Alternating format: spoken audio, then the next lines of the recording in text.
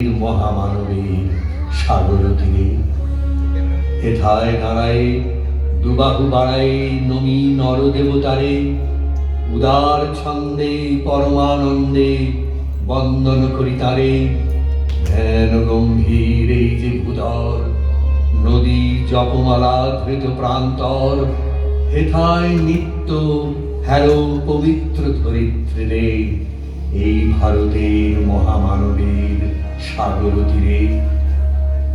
কেহ নাহি জানে কার আহ্বানে কত মানুষের ধারা দুর্বার স্রোতে এলো কোথা হতে সমুদ্রে হলো হারা।